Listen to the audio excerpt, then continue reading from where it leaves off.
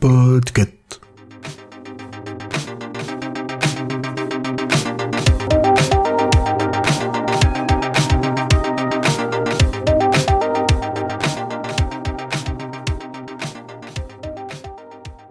Bonjour et bienvenue dans un nouvel épisode de Watchlist. C'est Aline et aujourd'hui j'ai envie de vous parler d'un animé que j'ai regardé en ces fêtes de fin d'année et qui je trouve est assez adapté pour cette période où on a besoin de douceur, où on a besoin de poésie. Donc rassurez-vous, aujourd'hui je ne vais pas ouvrir le débat des films de Noël, à savoir est-ce que Piège de cristal est un film de Noël ?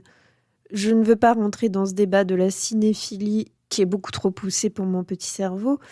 Mais voilà, moi j'ai besoin à Noël d'un moment de calme, un moment où on puisse se retrouver. Et j'avais pas non plus envie de rentrer dans le cliché de vous parler de Maman, j'ai raté l'avion, des Gremlins, de Klaus, de Krampus si on veut partir dans le film d'horreur. Vous voyez, subtilement, je vous ai fait d'autres recos. Non, aujourd'hui, il n'y aura pas de gros bonhomme rouge à barbe blanche, il n'y aura pas de reine, il n'y aura pas de cadeau, quoique. Aujourd'hui, j'ai envie de vous parler d'un animé du studio Ghibli qui est sorti en 2013 au Japon et en France en 2014. Ce film est disponible sur Netflix et s'appelle Le conte de la princesse Kaguya. Le film est réalisé par Isao Takahata et dure un peu plus de 2h15. Donc voilà, j'ai envie de dire, prenez un bon plaid et un chocolat chaud.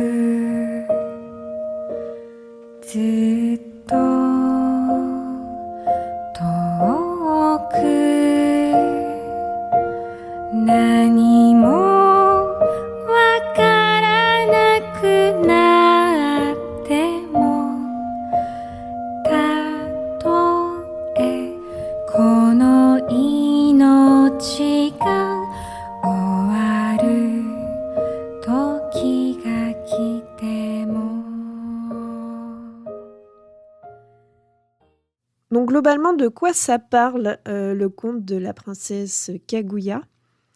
J'ai pas envie de vous raconter le conte parce que je veux vraiment que vous alliez voir, que vous puissiez voir cet animé, mais peut-être que vous le connaissez déjà. C'est basé sur un conte littéraire japonais du Xe siècle qui s'appelle Kaguya Hime. La situation de départ, nous sommes dans une bambouseraie et nous suivons un vieux monsieur, qui récolte donc les bambous.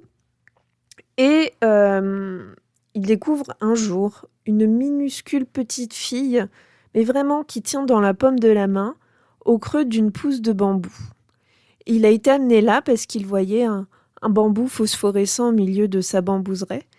Et cette petite fille, cette petite chose totalement fragile au creux de sa main, il en tombe littéralement gaga. Lui et sa femme n'ont pas d'enfant. Il va prendre l'initiative de la recueillir et de l'élever, entre guillemets, comme sa fille. Et cette petite fille a une particularité, c'est que elle va pas avoir le même cycle de croissance qu'un humain normal. Elle va être d'une beauté particulièrement éblouissante. Elle va avoir des dons très particuliers, notamment en musique. Elle est belle, sa beauté est quelque chose qui revient très très souvent dans ce conte. Et Voilà, on va suivre un peu ces péripéties. J'ai envie de dire, je pense que ça s'étire sur 5 ans à peu près. Et on va voir un peu comme ça comment cette petite fille magnifique va grandir et devenir une jeune femme qui va attirer les regards. Et comme c'est un conte, il y a forcément une morale que je trouve très poétique. Donc oui, le mot poésie, je l'ai déjà dit 2-3 fois. Mais voilà, pour moi, c'est vraiment un animé bonbon qui est donc particulièrement touchant, apaisant. L'esthétique est magnifique. Vous êtes littéralement dans une estampe japonaise qui vit. Donc voilà, il y a un style graphique, il y a une patte. Et on va vraiment avoir des thèmes forts qui sont abordés tout au long de ce conte, parce que c'est aussi la définition du conte, c'est d'aborder certains thèmes. Donc on va avoir la nature, mais vraiment la nature avec un N majuscule versus la ville, le fabriqué, le faux. Donc il y a vraiment cette ode à l'œuvre naturelle, la naturalité, le côté vraiment organique de la végétation, et ce que ça implique aussi au niveau d'une certaine notion de la liberté. On va souvent faire référence aux oiseaux qui peuvent voler, l'eau qui peut comme ça jaillir et couler de façon très fluide au milieu de la verdure. Et cette petite fille, cette jeune fille, la princesse Kaguya, va donc évoluer avec ses envies de liberté et de s'inscrire dans son environnement, même si on a d'autres projets pour elle. Et par on, je parle bien sûr de son père adoptif, qui a de grandes ambitions pour celle qu'il appelle sa princesse. Il veut en faire littéralement une princesse. Il va recevoir ce qu'il croit être des cadeaux divins, entre guillemets, dans sa bambouseraie, parce que donc il a reçu cette petite fille dans une pousse de bambou, mais il va aussi y trouver un trésor, de l'or, etc.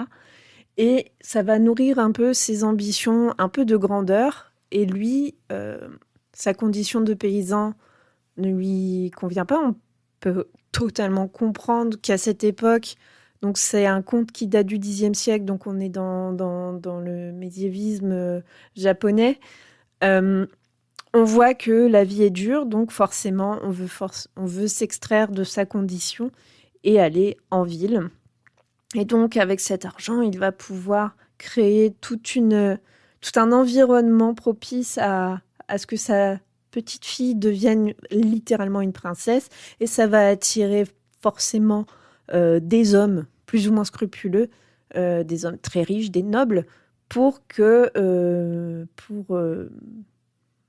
la princesse Kaguya devienne leur femme. Bien sûr, bon, ils expriment des sentiments grandioses alors qu'ils ne l'ont même pas vue, vu qu'elle est cachée derrière un paravent. Mais ça, c'est autre chose. Donc voilà, le conte va aussi aborder ce thème de la hiérarchie de la société. Donc, vous avez les paysans versus les nobles, les paysans versus les gens de la ville. Là aussi, une certaine hiérarchie entre les hommes imposent, les femmes font et les femmes subissent. Et cette princesse va, au contraire, par sa force de caractère, son envie de liberté et surtout sa grande beauté qui lui confère une certaine aura, une certaine, j'ai pas envie de dire puissance, mais une certaine facilité à imposer ses choix. Comme elle est belle, les hommes ne vont pas vouloir être trop belliqueux et trop insistants avec elle, même si le consentement, parfois, notamment avec l'empereur, c'est bof-bof. Donc elle a sa beauté pour la sauver, entre guillemets. Et on voit en filigrane que la vie des femmes, au-delà de ça, ça n'a pas l'air d'être la grande joie. Même si je doute que le conte... Enfin, j'ai peut-être une lecture un peu trop actuelle du conte, mais vous me direz quand vous aurez vu cet animé. Il y a aussi une représentation de tout le carcan traditionnel, notamment qui était imposé aux femmes nobles, C'est-à-dire que devoir se cacher, devoir porter des vêtements, des étoffes ultra couvrantes pour garder un certain mystère, mais aussi pour faire étal de toute une fortune supposée. On rase les sourcils, on se noircit les dents, et c'était un canon de beauté, visiblement, pour l'époque. Et donc, Kaguya va forcément se rebeller contre ça. Il y a aussi une certaine notion, par ses ambitions paternelles de vouloir marier sa fille, de la faire devenir princesse, lui également, il se satisfait, donc comme je vous ai dit, de s'extraire de sa condition, mais il pourrait juste devenir, je sais pas moi, un marchand. Non, il devient noble et son ambition, c'est vraiment de devenir noble et d'être reconnu par l'empereur. Et, euh, et je trouve que ça peut être un petit peu violent parfois si on objective tout ça, de se dire, bah, en fait, il a utilisé sa fille à des fins personnelles sans même s'en rendre compte. Il ne se rend pas compte que ses ambitions vont écraser sa fille et que malheureusement, il est aussi en partie la cause des tourments de cette petite princesse.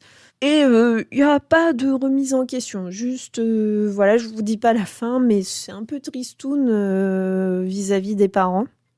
Et bien sûr, comme nous sommes dans un conte japonais, il y a aussi une dimension terrien, les hommes versus, je ne sais pas si on peut les qualifier de dieux, mais aussi des divinités venues ici, vous verrez au fur et à mesure du conte, mais des divinités qui viennent de la lune, donc des sélénites.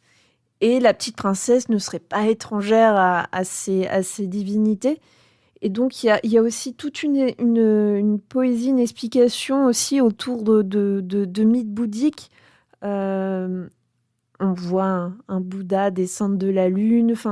Donc, ça amène aussi cette dimension au récit, pas seulement fantastique du fait d'avoir une petite fille trouvée dans une pousse de bambou. Il y a aussi une dimension, j'ai envie de dire, extraterrienne, quelque chose des entités supérieures aux hommes, supposément supérieures aux hommes, qui viendraient un peu les tester et les contempler depuis cette lune. Enfin, les contempler. Plutôt, à l'époque, ça n'existait pas, mais on pourrait peut-être croire qu'on est... en fait, ils ont un microscope et on est les petites bactéries qui s'écharpent sous leur objectif. Enfin voilà, c'est vraiment quelque chose enfin, je le redis, c'est quelque chose de très poétique qui m'a particulièrement touchée. Je pense que ça peut être vu, ça peut être vu en famille, ça peut être vu uniquement par des adultes qui verront peut-être une grille de lecture. Les enfants, forcément, pourront être aussi émerveillés par le graphisme, par le conte, voilà, peut-être aussi découvrir autre chose que les éternels Disney et contes occidentaux. Voilà une petite porte sur l'Orient et l'Extrême-Orient. Et sans spoiler, je peux juste aussi vous dire que à la fin de l'animé, vous assistez à une scène qui peut être très touchante, mais dans le conte original, il y a une suite. Dans cette suite, en fait, l'empereur japonais reçoit une lettre de la princesse Kaguya et un élixir de vie éternelle. Et il va demander à ses guerriers d'amener une lettre au sommet de la plus haute montagne du Japon et de le brûler cette lettre pour que elle puisse arriver dans les cieux et par-delà les cieux sur la lune et atteindre la princesse Kaguya. En plus de la lettre, il va aussi demander à ses guerriers de détruire l'élixir d'immortalité parce que l'empereur ne veut pas vivre éternellement s'il ne peut pas voir Kaguya. Et la légende veut que le mot immortalité s'écrirait Fuchi et devient donc le nom de la montagne, de la célèbre montagne, le mont Fuji, et que les kanji Fujisan veulent littéralement dire montagne abondante en guerrier, et que cela fait directement référence à ce conte de la princesse Kaguya. ou Kaguya Hime. Et comme c'est un récit qu'on pourrait presque dire fondateur, il y a énormément de références dans la culture populaire japonaise de ce conte. Vous avez notamment des films comme La princesse de la lune de Kon Ishikawa en 1987. Vous avez également un ballet, Kaguya Hime, The Moon Princess, de Maki Ishii et chorégraphie de Chiri Kilian. Et bien sûr, des références dans les animés mangas. Vous avez littéralement Princesse Kaguya, qui est un manga de Shimizu Reiko. Il y a un parallèle qu'on peut faire assez facilement, ne serait-ce que par le nom, avec Sailor Moon. Et bien sûr, des références dans des jeux vidéo, avec par exemple Shin Onigashima. Donc voilà, c'était un petit watchlist de Noël. Alors, je vous l'avoue, je l'ai fait un petit peu comme ça en live, sans préparation. Je viens juste de finir le visionnage de l'animé et je voulais vous en parler vraiment comme ça, comme je le sentais. Si vous avez également des propositions à faire de pastilles watchlist, n'hésitez pas à me contacter via le Discord ou en MP pour faire votre proposition. Watchlist est un podcast du label Podcut, donc venez nous rejoindre sur le Discord, sur le Patreon. Et bien sûr, il y a énormément d'autres podcasts dans le label, podcasts de qualité qui abordent moult sujets. Vous avez Agatha Christie, le roi Steven, vous avez Bookalicious, la grosse bouffe, vous avez également Préhistorie, etc., etc. Gonbe, la réponse D, enfin... Venez consulter la grille, venez écouter les copains. Et voilà, et moi je vous dis belle fête de fin d'année pour ceux qui les fêtent et pour ceux qui ont la chance d'être entourés. Pour les autres, gros soutien, je vous envoie de bonnes ondes et bonne trêve des confiseurs. À l'année prochaine!